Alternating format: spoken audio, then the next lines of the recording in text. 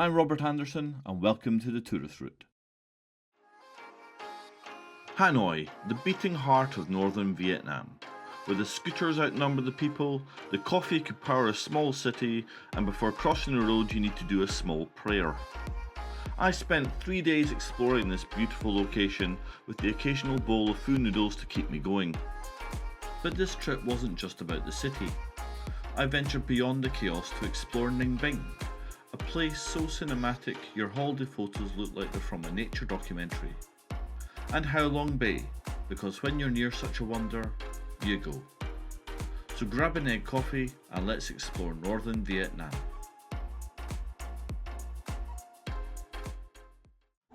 Tucked away on a tiny island in Hanoi's West Lake, Tran Quoc Pagoda is Vietnam's oldest Buddhist temple. Built in the 6th century, Tran Quoc has been standing serenely as the city whirls and honks around it. With its striking red stupa, fluttering prayer flags and bonsai trees, it's a proper slice of calm in the chaos. Locals often come here to light incense, offer prayers, or simply sit in reflection, finding a rare moment of quiet in the city. Tourists are drawn by the pagoda's cultural depth, its peaceful atmosphere, and of course, the photo opportunities. Entry is free, but please dress modestly. No shorts or bare shoulders. Speak softly and take a moment to really absorb the calm. Vietnam is a communist country and as such has a grand national stage, Ba Dinh Square, where Vietnam declared independence in 1945 from the French. Used for national celebrations and parades, it's grand, green, grey and exceptionally tidy. It's also home to the Ho Chi Minh Mausoleum, where Uncle Ho lies in state in his brutalist final resting place, something he didn't actually want. The area is very formal and full of uniformed guards who don't mess about. So yes, take in the history, but be respectful. There is also a bag check before you enter the area.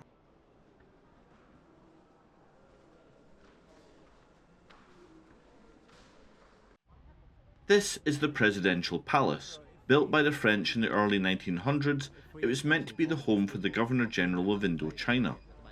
When Ho Chi Minh took over, he was offered the palace, but in classic Uncle Ho fashion, he politely declined. Instead of living like royalty, he used it for official meetings and decided to build himself something a little bit more modest. Tucked nearby under the trees is Ho Chi Minh's stilt house, which is where he stayed instead of the palace. Inspired by traditional Vietnamese country homes, it's all polished wood and clean lines, with 2 simple rooms, one for work and one for sleep. It's humble, peaceful, and deeply symbolic. A quiet statement that leadership didn't need to come with chandeliers and champagne. Which brings us to a side attraction, his garage. Yes, Uncle Ho had a soft spot for classic cars, though he famously didn't drive. There's a small but shiny collection of vintage Soviet gifts here, still looking like new. From there, you follow a winding path through the palace gardens, surprisingly tranquil, especially considering that you're in the centre of Hanoi. The grounds are dotted with mango trees, lotus ponds, and of course, tourists. And just when you think you've seen it all, there's one last surprise, the One Pillar Pagoda. Rebuilt after the original was destroyed, it's a small wooden shrine perched on top of a single stone pillar rising from a lotus pond. Symbolic of purity and enlightenment, it's one of Hanoi's most iconic religious sites.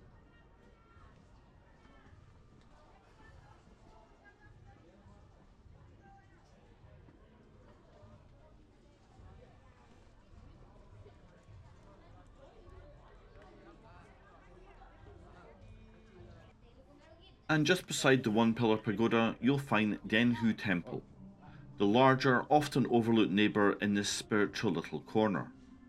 It dates back to the 11th century, making it older than most countries, and it's still an active place of worship today. Step inside and you'll catch the scent of incense, the colourful and busy decor, and maybe, if you're lucky, a moment of calm. The Ho Chi Minh Museum is hard to miss. A hulking block of brutalist architecture that looks like it could survive a small meteor strike. Inside, it's part tribute, part time capsule, and part dedication to communism. The ground floor is straightforward enough: timelines, photos, and text heavy panels walking you through Ho Chi Minh's life and legacy. It's not flashy, but it's solid stuff if you're into the historical nuts and bolts. Upstairs, things take a bit of a creative turn. There's a huge statue of Ho Chi Minh looking thoroughly heroic, surrounded by exhibits that lean very Soviet. Heavy symbolism, sculptural drama. I didn't fully follow everything, but still found it fascinating.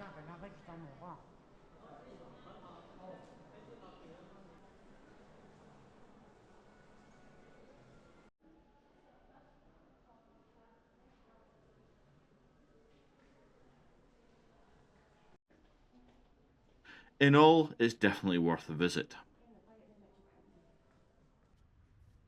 The B52 Victory Museum is the little guy showing how they beat the big guy.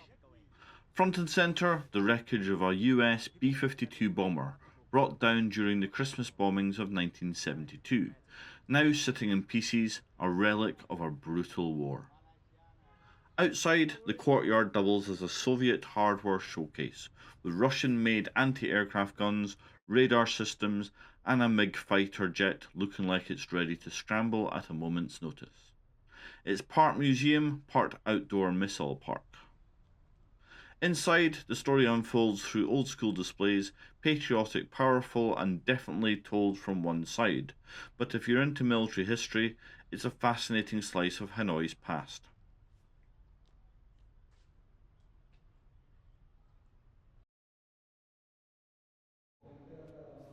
Ha Lo prison sounds peaceful, but it translates as fiery furnace. Originally built by the French to hold Vietnamese political prisoners, it was a grim, overcrowded place with shackles, guillotines, and hardly any natural light. One of the most striking displays tells the story of an attempted escape, prisoners digging their way through a drain system, trying to crawl their way to freedom through this gap. 3 made it. During the Vietnam War, it was known as the Hanoi Hilton, where captured American pilots were held. The museum touches on this, although accounts between the sides may differ.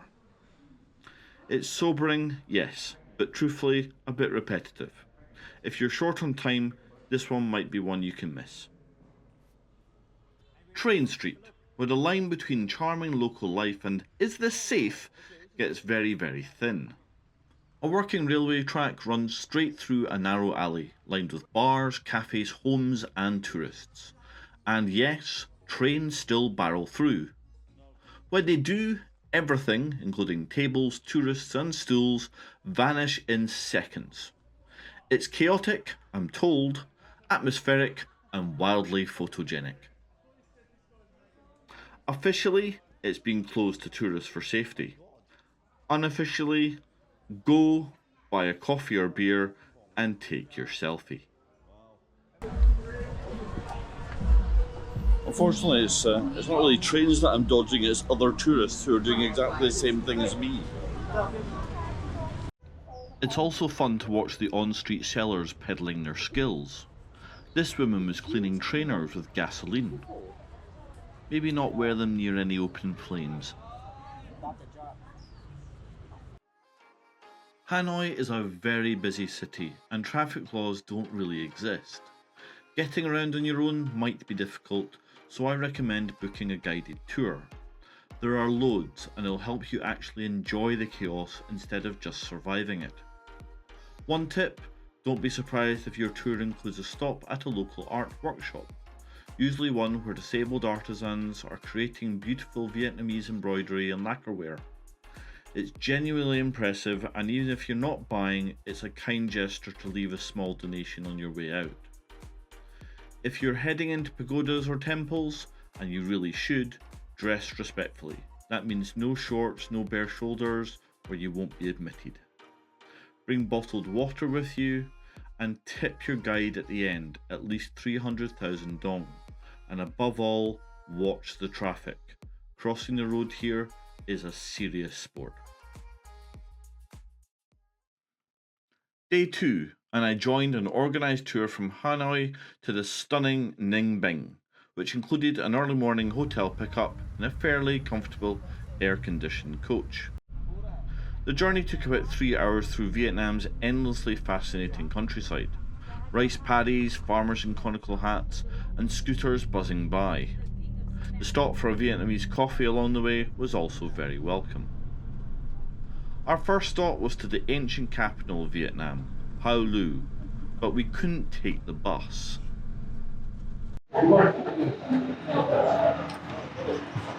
You never forget how to ride a bike, I'm told. It's been a while.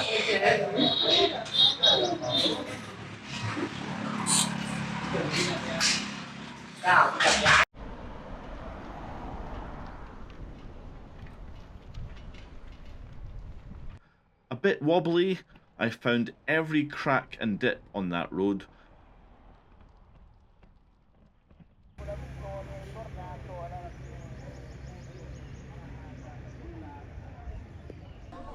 Arriving at the bridge of Hoa Lư, it was a stunning welcome. Such a powerful gate with a view to match, although as you can see it was quite busy with tourists. We left our bikes near the bridge, completely unattended. Maybe bike thieves don't operate here, however they weren't exactly made by Shimano. Back in the 10th century, this was a home to Vietnam's first 2 imperial dynasties. Before Hanoi stole the spotlight, this quiet valley was the seat of emperors, warriors, and the occasional royal drama. A bit like Game of Thrones, but with fewer dragons and a lot more incense. I entered the ground and you are hit with a stunning botanical garden, with well-kept courtyards, banyan trees, lotus ponds including fish, and the odd ancient ornament.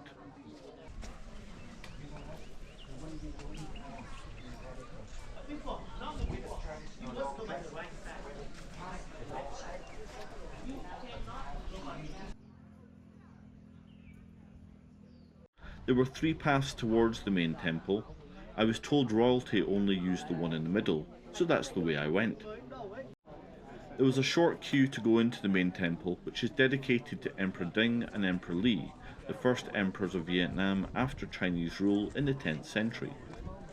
Unfortunately, no cameras are allowed inside, so you'll have to trust me when I say it was beautifully ornate, carved wood, incense swirling in the air, and a very impressive shrine. Oh, and a quick heads up, there's a humongous step to get in. At the back of the temple, not many people were exploring there, and you can have 5 minutes of calm in a nice garden while avoiding the other tourists. For a former capital, it feels very small, but it was 3 kilometres square in the 10th century. Our guide told me that it was more or less abandoned to encourage people to move to the new capital, Hanoi, and it was simply left to decay, but thankfully it has been preserved. In this area they use it for parades and Buddhist celebrations today, but you can imagine this would have been the town, full of administrative buildings, shops and houses. It was certainly interesting and I was really glad I went.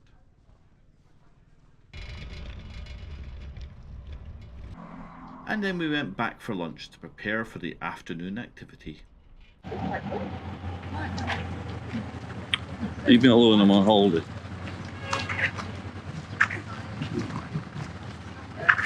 And I do not look stupid.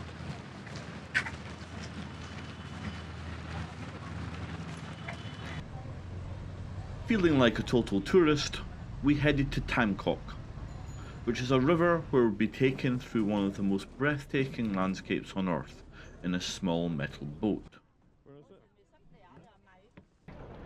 I completed my look with a life jacket. Safety over fashion.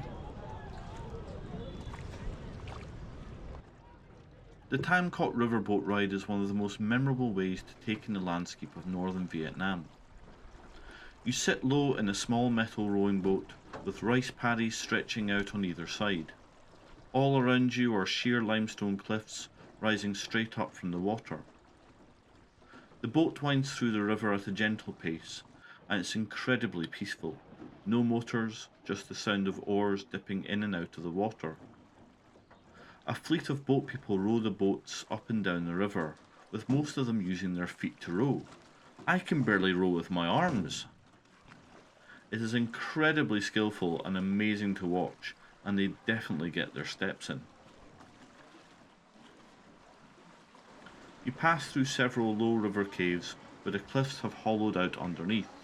A quick warning here, some of the caves are pretty tight, so you'll need to duck to avoid hitting your head. It's all part of the experience.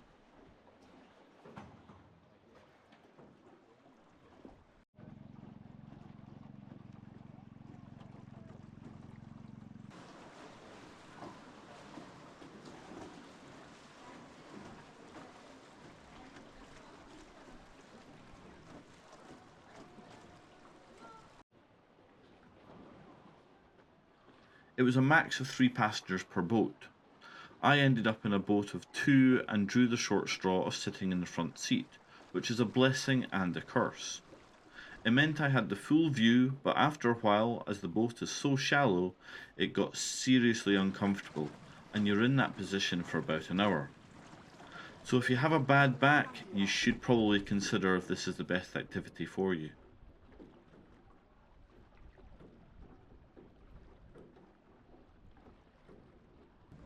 The boat rower will likely try to sell you art or trinkets, even a photo along the way, and a tip is definitely expected at the end.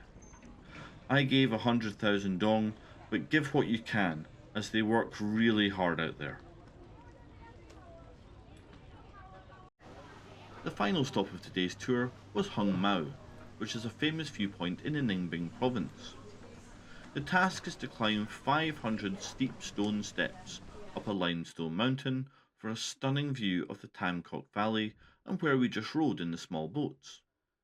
The stairs are generally good quality, but under the weight of humidity and the odd wheezing tourist, it can be tough going. There is a fork in the path where one way takes you to a less steep viewpoint than the other. However, I was assured by my guide that the left path, although tougher, had the best reward, and when I arrived at the first viewing point, I wasn't disappointed. After a small rest, I went up the last 50 steps, which were the steepest of the climb, and I was promised a dragon. Instead, I was met with a queue of tourists all wanting to get a selfie with the statue, but it looked very unsafe, and I decided to give the full experience a miss. I was happy with the view I got. Climbing down is its own challenge. The stone steps are steep and uneven, so every footfall takes a bit of focus. It's not exactly a graceful descent, especially with other visitors weaving past you in both directions, but unlike the climb up when I was too focused on breathing, this time I was actually taking in the view.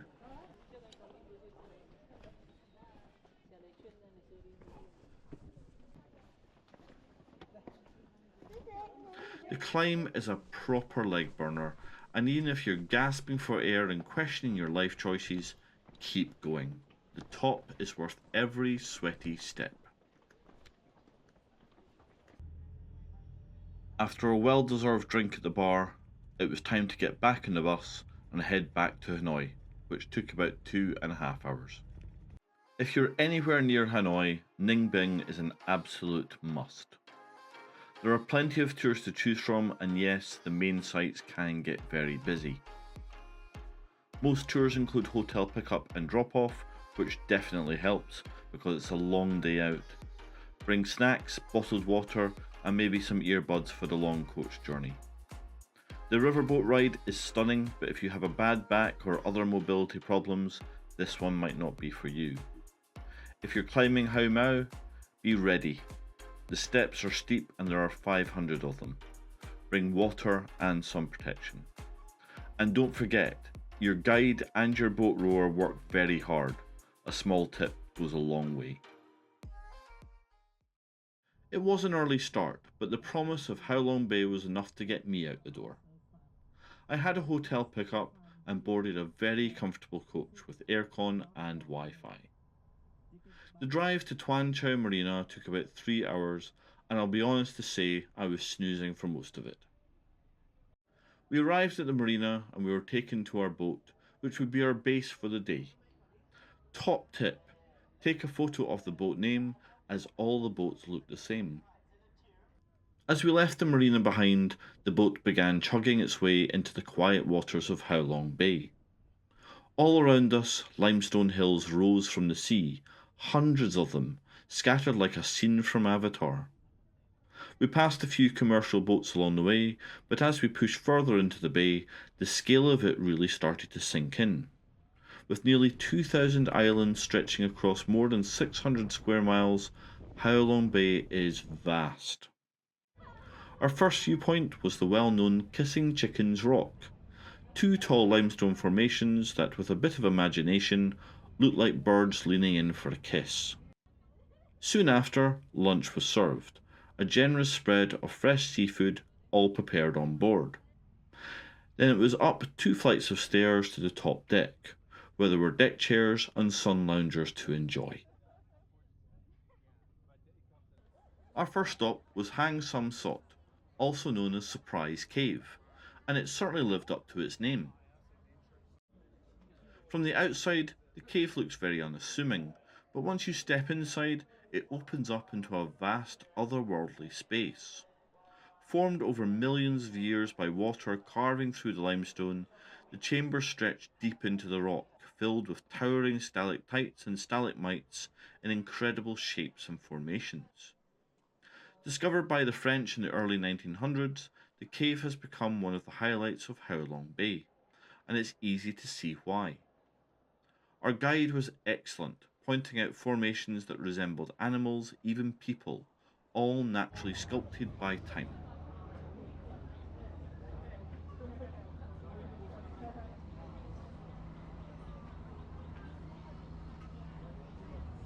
It took about 40 minutes to explore the full trail through the cave, and after that it was an easy climb back down to the boat.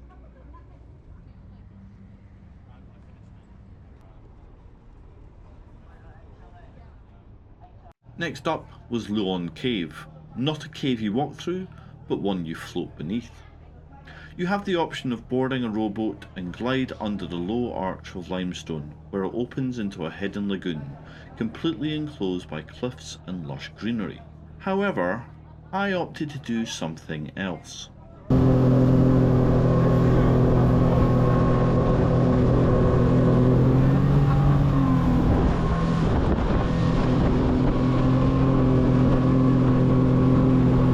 We zipped between towering limestone islands, wind in our faces, water spraying up at the sides.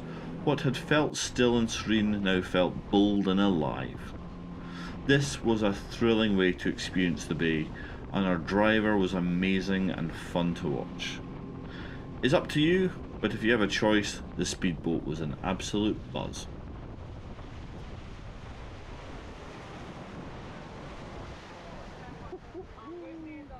Our final stop was T-Top Island, a small but popular spot with a surprising bit of history. It's named after German Titov, a Soviet cosmonaut who visited in the 1960s. As a gesture of friendship, Ho Chi Minh named the island after him, though they added a local twist and called it T-Top. The main draw here is the viewpoint. The climb up is fairly steep, but the steps are solid and there are 2 main stops along the way. The higher you go, the more the bay opens up beneath you, jagged islands stretching endlessly into the horizon. It was definitely busy, but manageable, and the views were worth every step.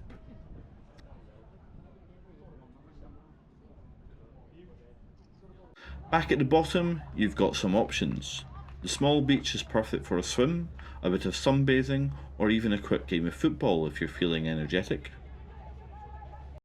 As the day came to a close, we boarded the boat and began the gentle journey back to Tuan Chau Marina.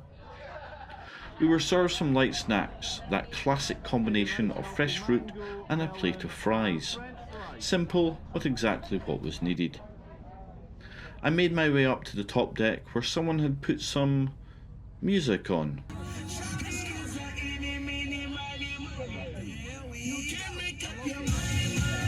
Still, the views more than made up for it. As we cruised through the bay, the sun began to set, casting a golden glow across the limestone cliffs. Halong Bay took on another dimension. You can take as many photos as you like, but none would do it justice. Halong Bay wasn't just a day trip, it was an experience I'll remember for a very long time. You'll have a choice of an overnight cruise, where you will see much more of the bay, or a day cruise, which is what I did. Yes, it can be a long day, and it's packed with caves, rowing, climbing to viewpoints. Somehow it never felt rushed. Be prepared though.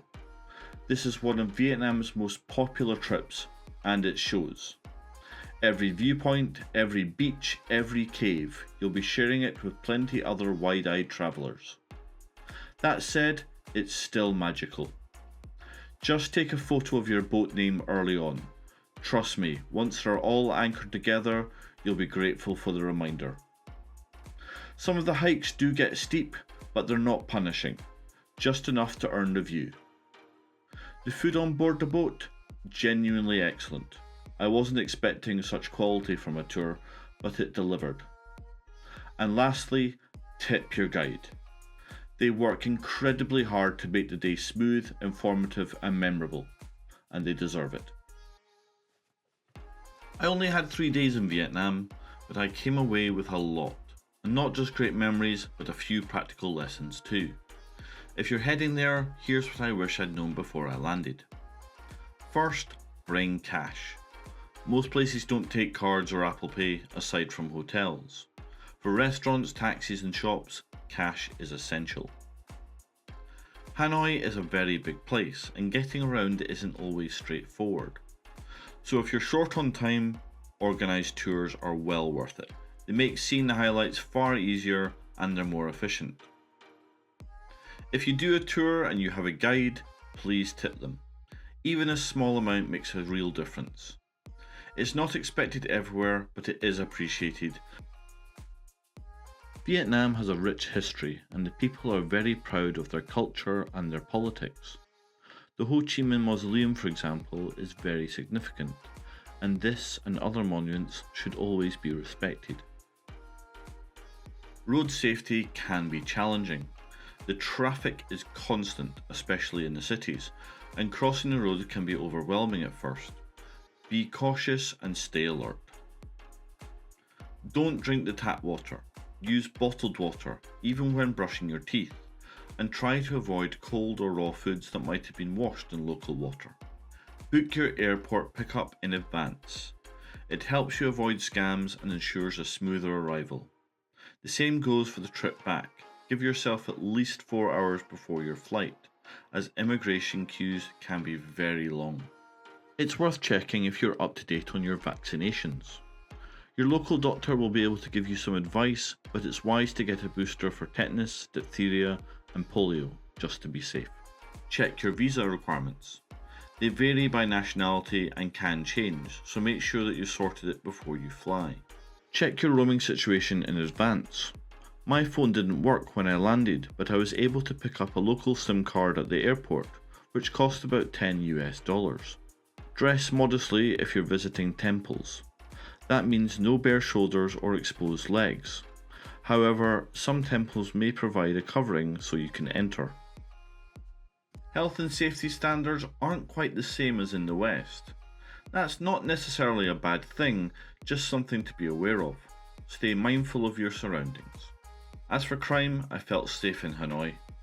Most people were friendly and just going about their daily lives. Still, it's always good to stay aware and keep your belongings secure. Thank you so much for tuning in to this episode of The Tourist Route. I hope you enjoyed the journey and found some inspiration for your next trip. If you liked what you watched, please give me a thumbs up and don't forget to share and hit that subscribe button so you don't miss more travel adventures coming to this channel. For an extra dose of travel tips, helpful links, and a deeper dive into all the destinations I've covered, head over to thetouristrooute.com.